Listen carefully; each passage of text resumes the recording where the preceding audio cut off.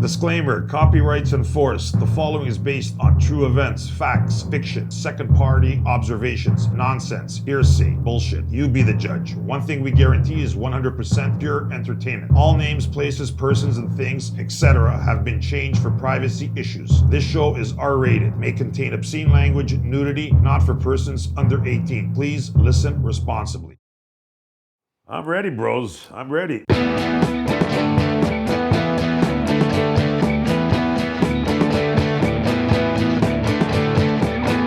All right, here we go. Blow hard, talk hard here with Julian and his co-host Rymer. And today we have a very special guest, top photographer slash boudoir photographer, actually, Evert. And welcome, guys. What's going on? Thank you for having me, guys. Yeah, it's great to have you, Evert. This is our first time meeting. So this is, we've chatted casually before, but this is the first time, having this interview. So I'm looking forward to, talking about this, because it's amazing the role you play in the world. I mean, photography, when you think about, beautiful women and companions, you go, well, how do you know? And then someone's taken that photo to show you who you're going to see. Right. And you're that guy. Everett's skill set is out of control. I've been knowing him for quite a while now. He's taken some serious photos. So, yeah, you're right. It's been a process. It's been a long road. Yeah. Hilarious. Yeah. I think every photographer goes through the same thing. I mean, I've been doing this photography for around 15 years. So every time you look back, your first pictures that you take, you're thinking, fast forward 10, 15 years, and you're like, oh my God, I can't believe I did that. Is that my picture? That's horrible. Compared to where you are. So you grow. Photography? Yeah. Huh? You have day one picture? I do somewhere, yeah. I'd love to see it, buddy. I'd love to see it. Yeah. Because I see your work today. I'd like to see what 15 years looked like. It's got to look pretty. Technology's got to look bad, maybe. Or maybe not bad. Yeah. You know what? I think technology definitely has a lot to do with it. But I think more than anything else, it's the process of how you manage lighting, which is really, at the end, doesn't really matter sometimes what kind of camera you have. Your lighting is what really separates your pictures from everything else. So you having that master efficiency of your lighting to create the mood, to create separation, that above anything else, despite of what camera you use, is probably the one thing that I think it gives your images value. So when I look at my lighting back 10, 15 years ago and I look at now, huge difference. That's what amateur used to look like then, when you have no idea what to do, but you try, you experiment, you try this, you fail, you try that, you succeed, and you repeat that. And it's a process. It's a long process. Wow. But yeah. I'm stunned. I didn't think that was a big deal. Julian, first off, we should let our listeners know, this is, give a proper introduction here, because I've seen your work, because I've been on your Instagram, and you take stunning photos, and you're at the 6 shot, the 6exyshot. So it's sort of like the sexy shot, but it's the number 6 sexy shot. So that's right. Yeah. At Instagram, and recommend everybody go listen to that, or not listen, but go see that.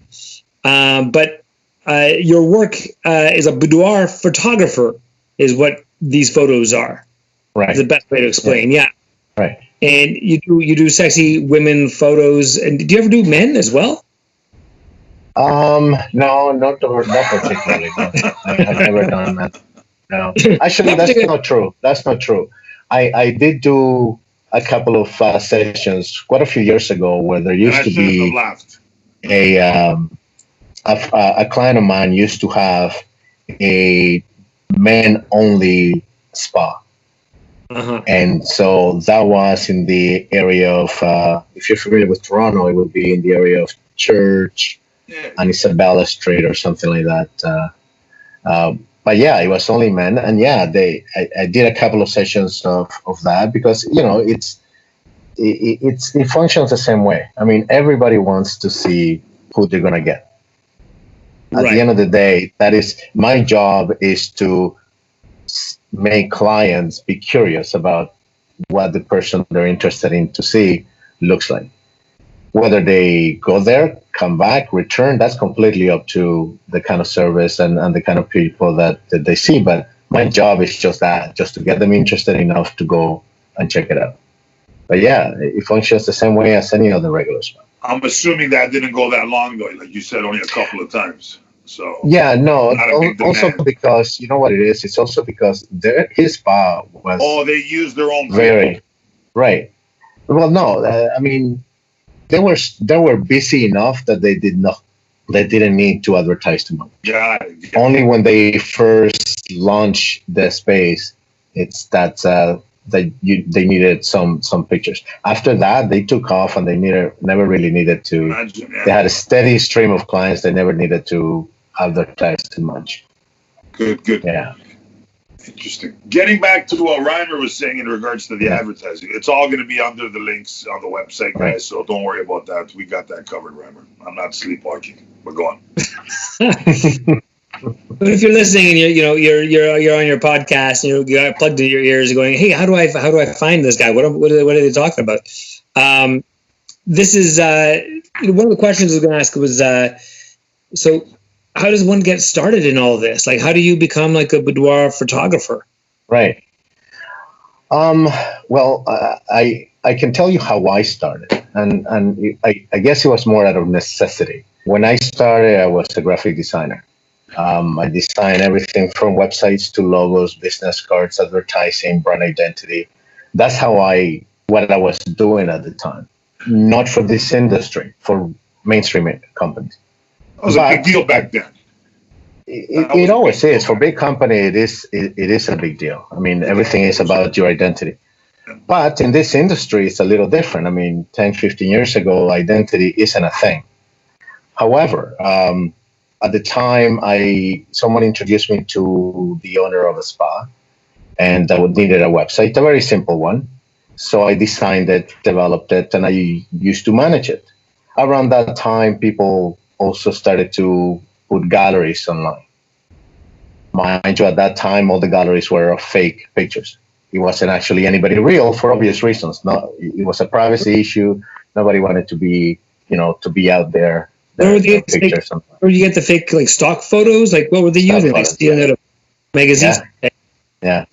Not even magazines, online. They would just go to websites of sexy images and they just use them. Really? Copyright wasn't an issue. I mean, if you think about it, maybe those companies weren't searching for who would be stealing their pictures at the time. It was relatively new anyways. And then as time went by, as I'm designing websites, they needed more pictures. So I told my clients, you know what, I've heard of this one photographer. So I sent them to the photographer. And apparently that didn't go too well. Right. The girls were uncomfortable. I guess he made them feel a little weird. And it wasn't something that people used to do a lot, especially the women in the industry. So it was kind of, they were freaked out and they're like, no, I don't want to do that again. And so I decided to, you know what, we still need the content. So I used to be a partner with another person who was in theater. So she knew lighting. And so we figured, okay, let me design the websites and why don't you take pictures? And at the beginning, charge hardly anything because we need the content, but we're not professional at this. And that's how we started. We started taking pictures. You didn't really have any photography experience before then, or did you just jump on? I personally used to do photos, but not as paying gigs, right? But you build your portfolio is what you're saying. Exactly. Yeah. So getting clients, it wasn't even in my radar in terms of photography. I remember back then, to interrupt you, I used to have that stag company, the promos, models, and all that 15 years ago. And a lot of photographers used to contact them just to shoot them for free so they could build their portfolio. Exactly. But a lot of those girls go, you get nothing for free. They used to charge the photographer to pay them so they could build their portfolio. Is that right or wrong? That's pretty much it. Yeah, that's pretty much the way it worked. And in my case, it was out of necessity. I was designing websites, but I didn't have a photographer. So my partner started shooting. And so we partner up. She would do the images, I would do the graphic design. And that's how we kind of started growing, because now we have clients. We have clients for web stuff, and we have clients for photography. And eventually, we went our separate ways, and I still was doing graphic design. I was still building websites. So I decided to, well, why am I going to send this client somewhere else? I might as well start taking pictures myself. Exactly. Yes, for sure. Yeah. And as I And heard, that's- you make everybody feel very comfortable. Like not one person has ever told me that you're like, not like you said Well, earlier, yeah, guys made them feel weird or that's a big Yeah, deal. He's right, Rymer. You have to understand that. Yeah. If you don't make her feel comfortable, she's not. You can't work with somebody who's like, oh man, like Yeah. this guy's freaking me out. It's And that's yeah, a big, it's uncomfortable that's for me. talent. If you do it, if you Well, got it, I or you think- don't. I guess yeah, you develop Yeah, this. I don't know. yeah. No, absolutely. That's such an important 'Cause detail. I'm not in gonna, some process. hot girl. I'm not taking off my clothes in front of this guy and doing this and Yeah. that. And this guy, fuck, I don't even like him. Like it's a big thing. Not to like him, but like to like him, like in a way to trust him, like to say, okay, he's okay, which is Yeah. a factor. Yeah, that's actually a good question. Like, what is your what's your process when you go in to make people feel comfortable? Like if they're meeting you for the first time. Reputation number one. He's got Right. a good rep. I'll vouch Yeah. for that. Yeah, I don't know what he does.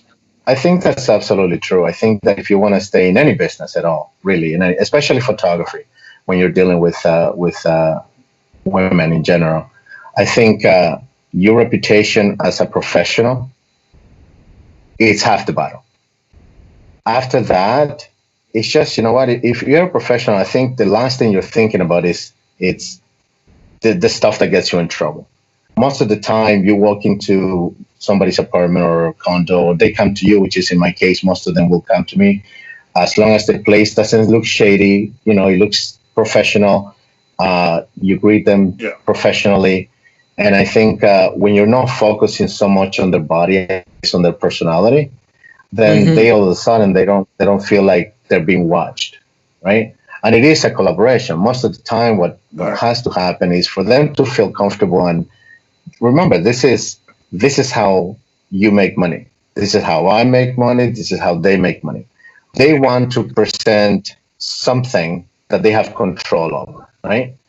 I can't force them to be something they're not. The challenge sometimes is to feel them comfortable enough to have the sensuality that you want in this type of images, right? And that they still feel in control and they don't feel like they're being manipulated, they're being coerced into doing something they don't. So as long as crazy question. Yeah. Crazy question. When have you ever been blown away by this girl? Let's pretend her name is Samantha. Excuse me. She walks in and you're like, have you ever been like, wow, this girl is special? Like, does that happen? Or like everybody, they're all beautiful. Let's not be stupid here. Right. But well, have you ever been like, wow, she's something, man. Like I can't take my eyes off her. Or do you play? You know what? Like, I know what you mean. And the answer, the short answer to that is, I have never been like, what they look like has never actually taken over my focus of what I'm there for. All right. There's tons of gorgeous women. And I mean, as a photographer of Boudoir, I mean, you see them hair, makeup, and in clothing that hardly anybody ever sees them, except for their husbands or boyfriends or whatever, right? Yeah. So my job is to capture what's going to market their business. So what they look like, to be honest, hardly ever comes. It doesn't discourage you. It doesn't. No, it's not. It doesn't I was distract. Curious on the wow factor. Like, were you so stunned how beautiful this one girl was? Like I said, there must be many, but just this one time, could you close your eyes and say, "I remember that one"? Yeah, there's plenty. However, it's the kind of thing that enters your head, goes through your eyes, and you get over it very quickly. Now we go to work. Exactly. Yeah. Now we go to work. Got it. So when you first started doing this, like, where did you look to for inspiration? Like, did you read Playboy, Hustler, Penthouse? Right. No, I never No? did. But nothing as specific. Like Playboy pictures, Hustler, all those pictures are everywhere. You go on the Yeah. internet, they don't have to be boudoir. They can be bikini images, right? They can be lifestyle images. It can be anything. Nowadays, you can even just go on Instagram and get inspired by some random That's why I don't like the account, look either. right? You feel like you're cheating. Well, yes and no. And what happens is, as a photographer, is that I sometimes I see myself trying to emulate someone else, right? That's what I meant by cheating. And I don't so yeah. your picture, so your pictures start to look like somebody else's pictures. Yeah. And that's a sort of thing that you have to kind of override, because at the end of the day, you will never, ever create your own style. Your images will never look unique when you try to emulate someone else, right? So there's so many great photographers out there. And I don't think I ever look at people who shoot for this industry at all. And there are a few photographers that do. I look outside of that, but still always keeping in mind that I still have to have my own look. And to this point, yeah, I think that I sort of develop a specific look to my pictures. Yeah. And so it becomes a lot easier to make them look a certain way. So the bulk of the work is to get the model at ease and work with them and capture them. Everything else, by now, it's relatively easy. What about how many of your, say, like boudoir photographers in Toronto would you say there are? Like, can I go on the internet and get 20 of them, or can I get 5 of them, or can I get I would probably say 10, around 10. Really, that many, eh? Yeah. I didn't even think there was that many. Only because I know at least of I didn't think there was that many. 10 is too much. I thought it would have been like maybe 3, 4. I know at least of 3 more aside from me, but I also know of a couple of photographers that shoot for the industry. Yeah. But you would never know, because it's not something they display. Oh, so they keep it on the low. But then how does the girl? Oh, they get contacted through the website or something. Okay, right, or somebody knows that photographer. So they keep it really hush. Yeah, because they do shoot other stuff. Yeah. Interesting. Yeah, and you can always tell. You talk about style, like do different boudoir photographers have different styles? I mean, I guess that might be an obvious no-brainer. Big time. Yeah.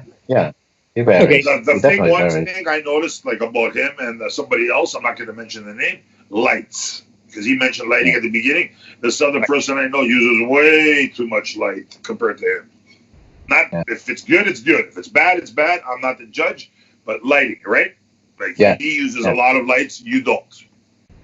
I don't. I usually 2 lights the most. I personally like shooting in locations rather than just a studio with a simple background, because I think for this type of photographer, it adds the mood. And that's what lighting is supposed to do. It's supposed to set the mood of the image you're trying to shoot. But everybody's got different styles. There are photographers who look very commercial, like the kind of stuff that if they were bikini, it was a bikini magazine, they would look like a bikini magazine, and that looks very commercial. But everybody has their own style. Whatever happened to those Sunshine Girl days, the car show days? Remember those days you go down there and shoot that stuff? That doesn't exist anymore, does it? Yeah, it does. Yeah. It's still, but I think it's online.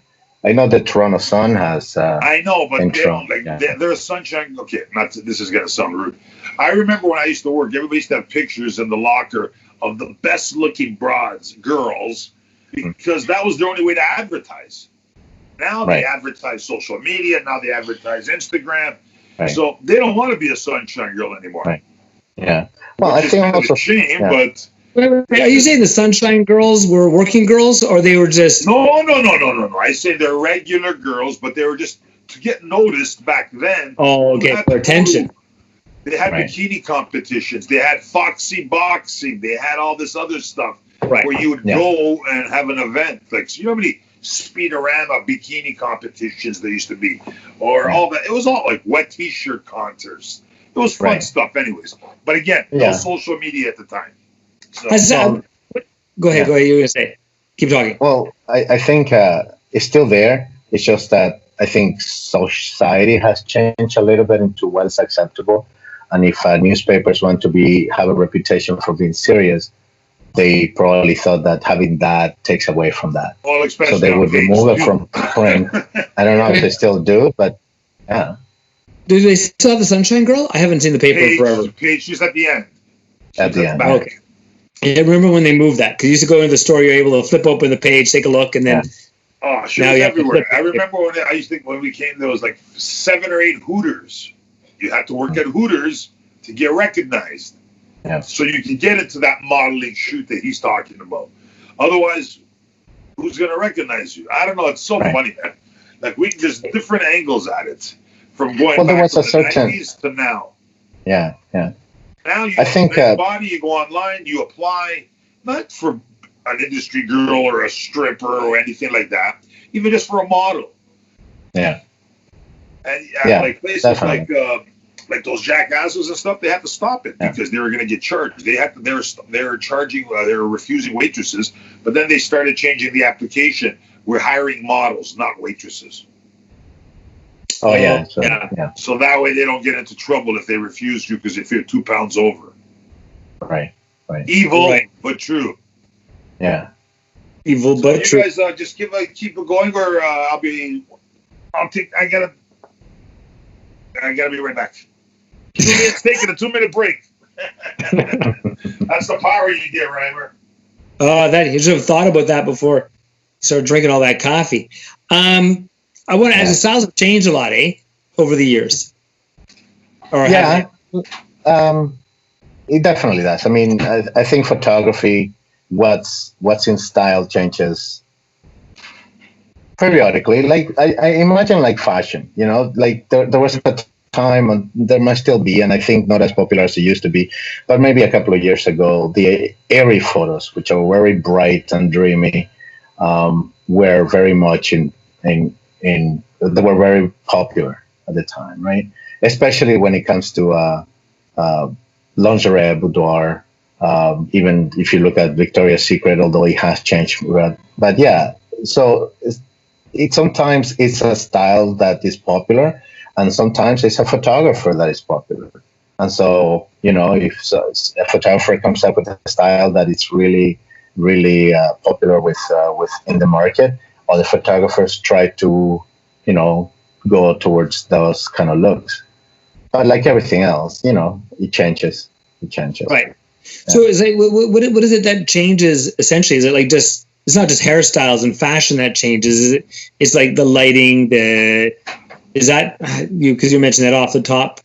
Is it with camera technology change photos as well? No, cameras have nothing to do with style. Lighting for once, yeah. A certain colors, sometimes it's popular.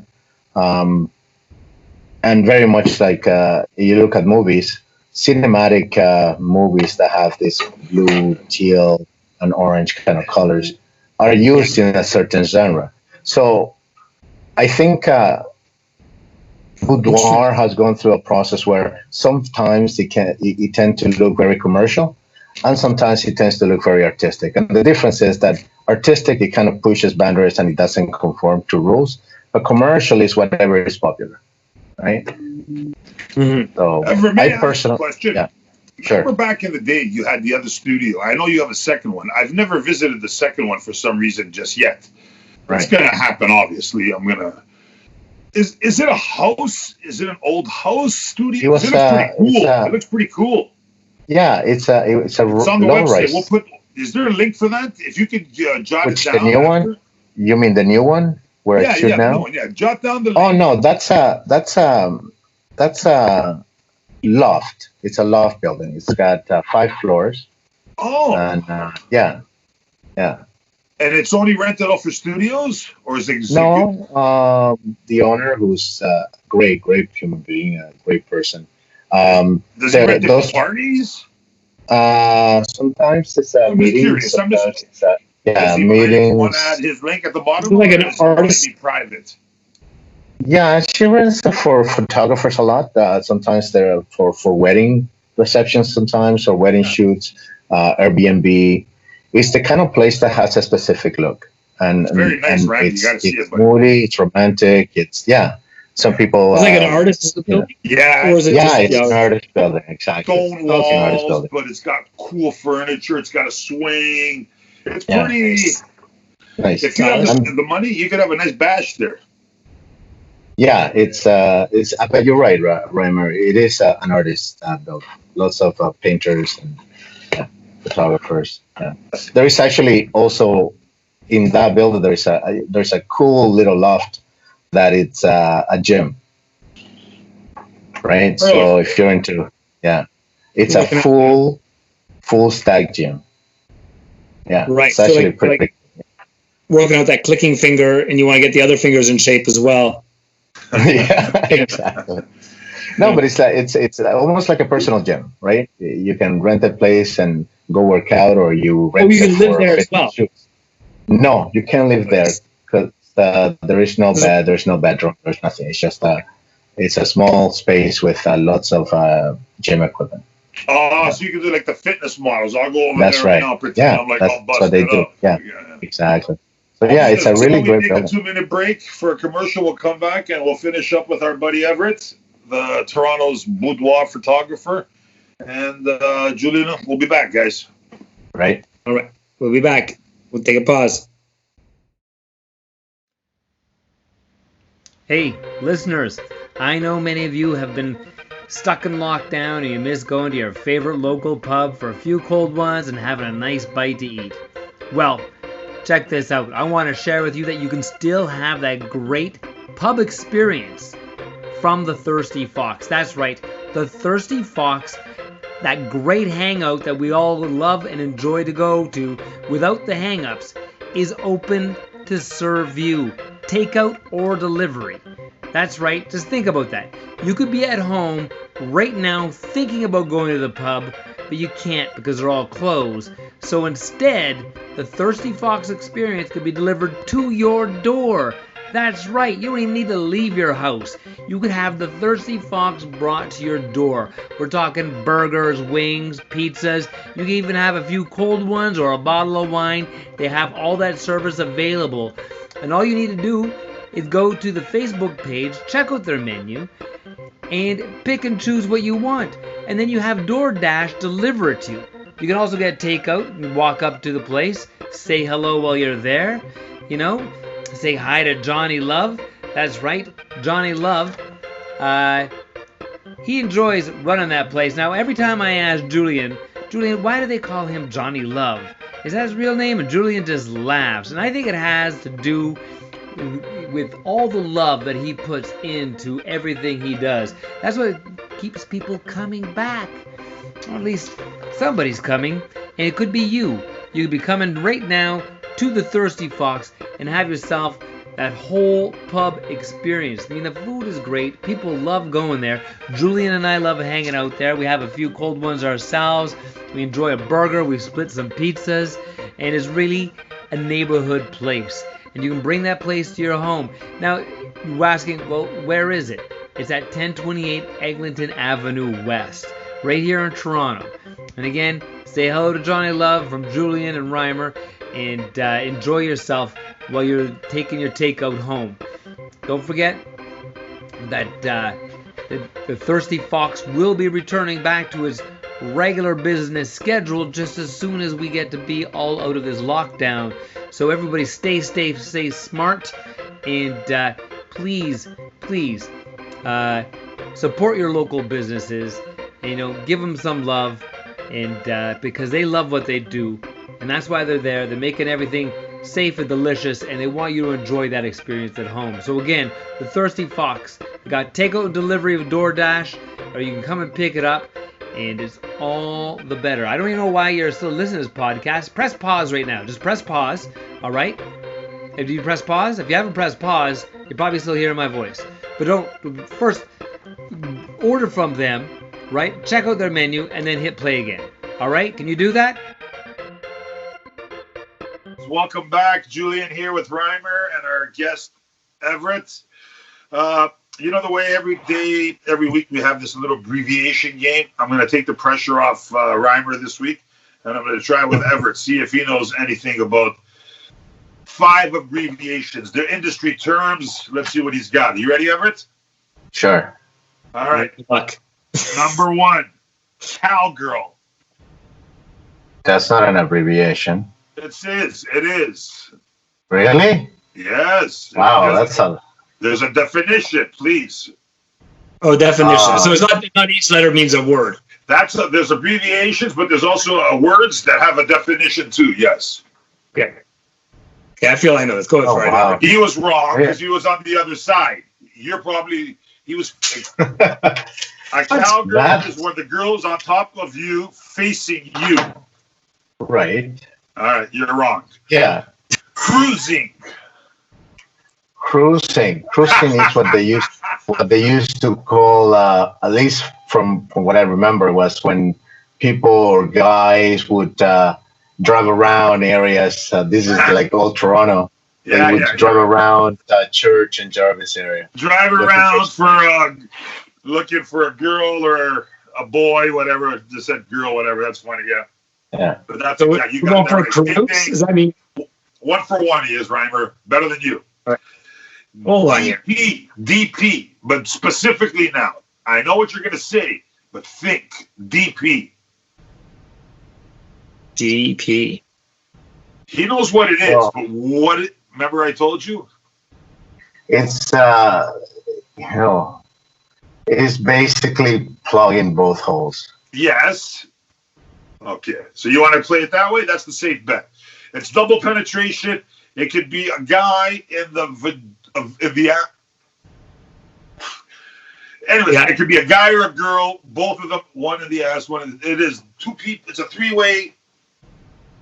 Fuck, I can't even think of how to describe it anymore. Anyway, See, my description seems a little bit more accurate. And it's multiple holes being plugged by 2 people. Yeah. My handwriting's like a doctor, if you can see. I write terrible. And I had one more. Russian. Russian. What's Russian? Like the country, Russian? No, you do this to a girl. Russian. No idea. What did you say? Go to Russia? Well, you said Russian. Is that like the country? It's a term. Russia, I do this to a girl. I'm performing Russian on her. Right. So it's where you like going really quickly. You're Russian. No, not at all. Russian. You fuck her between the boobies. You had a date for half an hour. You're out in 5. All right, I got it. That's funny. That's very clever. Funny. Russian means that you bang her between the boobs. I see. Oh, good. That's our abbreviation, Everett. Not bad for day 1.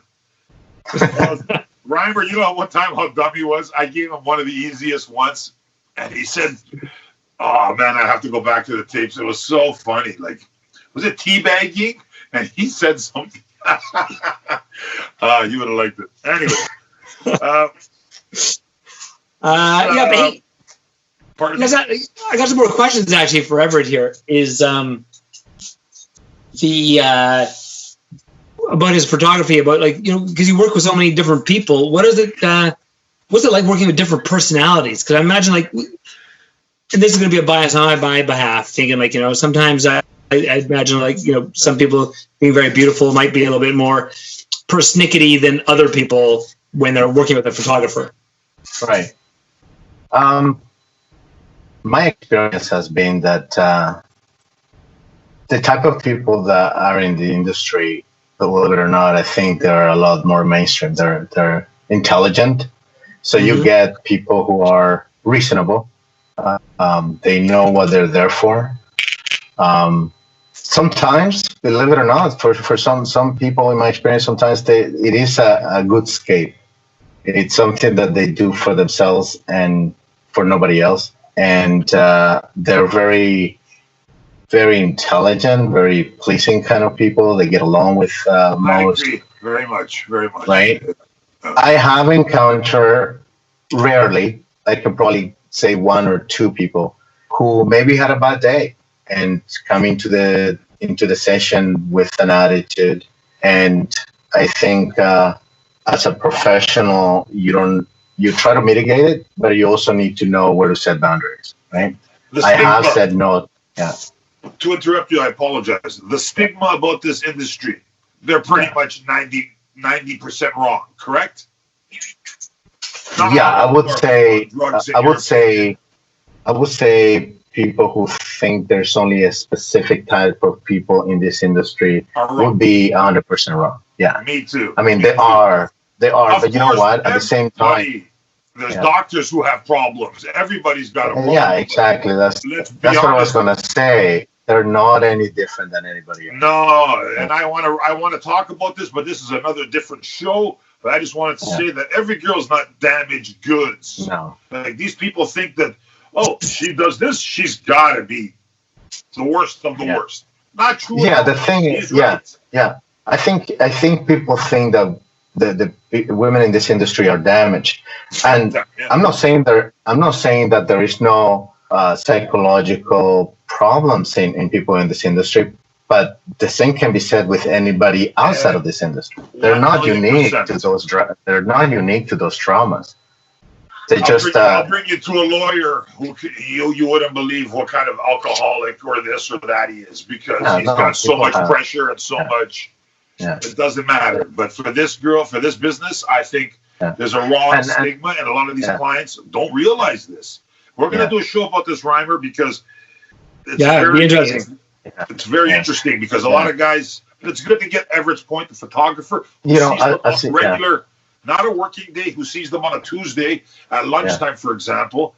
Yeah. Just regular Joes, regular girls. Like, he doesn't see them all pretending. And as it relates to photography, amazingly enough, a lot of people have this statement that these people are the kind of people that they can't hold a job.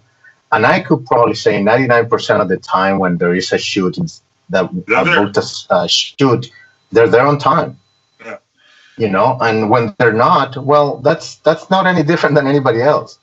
It's a business like anything else, and I guess it's still a business if you treat it as a business. And that goes for photographers too. I mean, I'm sure there is plenty of photographers who love to shoot what I shoot just because they're in the presence of women in scantily clad kind of outfits. Well, that doesn't make you better than the person in front of your camera, right? So, but anyways, I think the stigma's still there. It isn't justified nowadays. A couple more questions, actually. Sure. How do you approach a shoot? Like, I mean, not in the future. Like, you're saying, like, you could be in a good distance away from somebody, but what is it like when you're doing a shoot now? Like, or in the regular normal world, whatever it was, how do you approach, like, when the model comes in and the setup? Like, how do you come up with, like, the layout and the design and the poses? Like, what does that look like? I think what happens. This is unrelated to Corona, though, right? We're not talking about you mean just in general. In general, okay. Conversation with the owner. In general, what happens? Yeah. So in general, what happens is somebody comes in, and usually sessions are an hour, and we do 3 looks, right? What I always say is take the one outfit that you like the most and leave it for the end, because everybody's always a little nervous at the beginning. So I'm not gonna get the best you. I'm not gonna get your best poses. I'm not gonna get your best attitude at the beginning because we're still trying to figure this out. But towards the end, your best outfit, that's when you get most of your best shots. So that's number one. I know that. Thank you. Yes, good. Right. Number 2, it's whatever it is that you're gonna bring. I always tell them, bring whatever you think your clients like. But if you want to get new clients, approach it as a business. If you want to get new clients, then get outfits that new clients might like. So at least you treat your clients that you already have right because of the pictures that you show them, but you're also attracting new clients, right? What else do you hate? So sometimes what happens also, it depends on what the outfit looks like. It sets the mood for the shot, right? Sometimes if you're wearing, let's say, a schoolgirl outfit, where I shoot, there is a bookshelf with lots of books. Well, that's great. That's where it should be, right? Instead of the bed. It makes no sense. A school person would not be on the bed. So I approach it, let me see the outfit, let me see where we can shoot. And from there, the lighting is, for me, it's simple because I've done it so many times. Some people look in certain lighting better than others. So I'm going to send you a picture, Evert, to interrupt you, sorry. It's one from about 2-3 years ago. It was the girl was wearing all white heels, garters.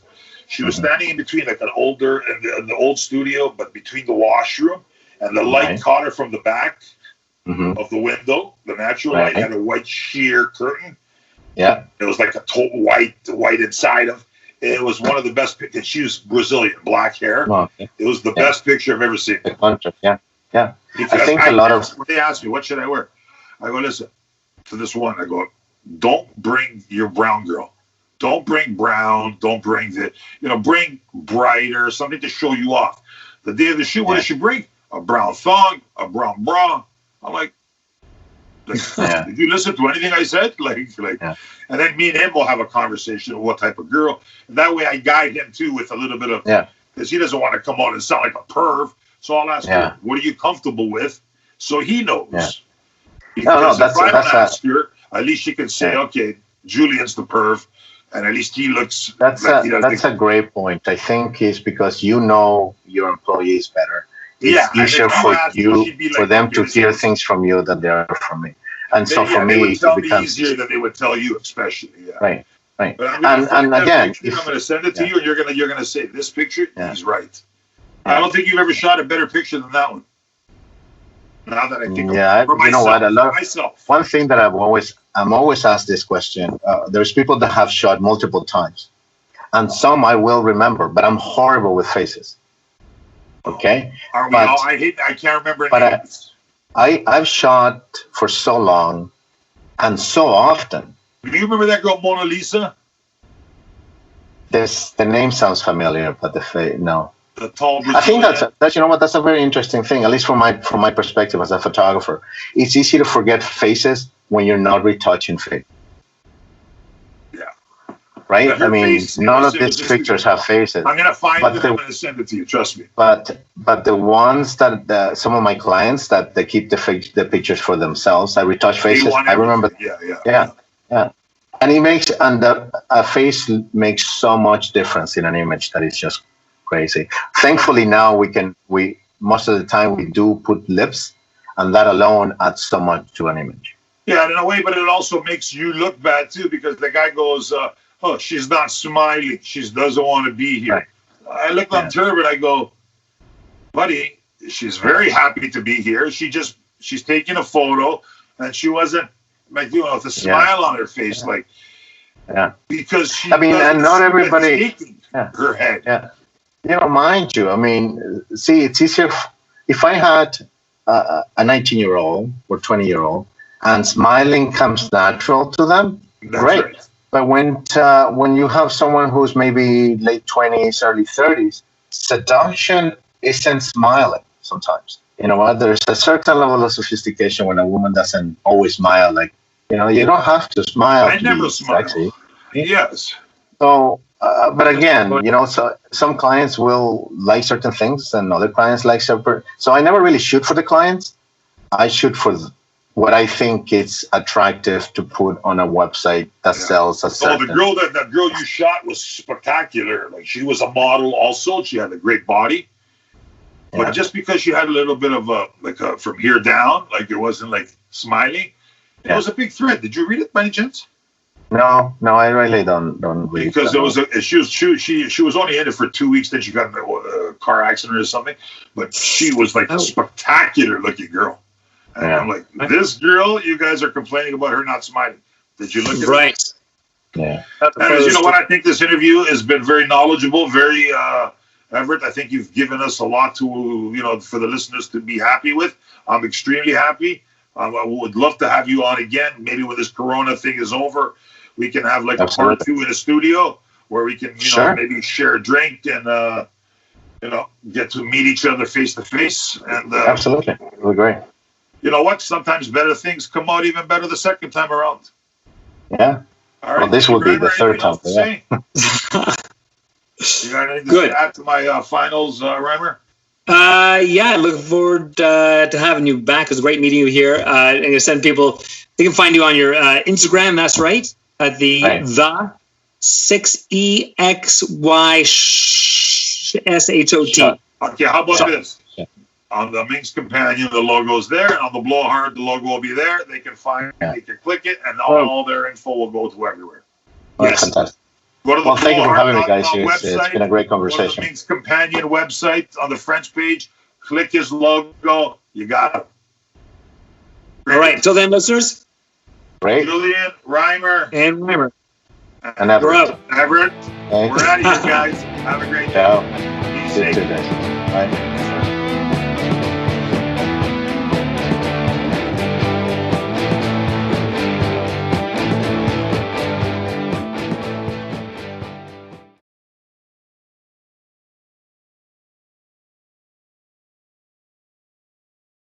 This is an extremely powerful process that most likely will result in the vacating of your bowels.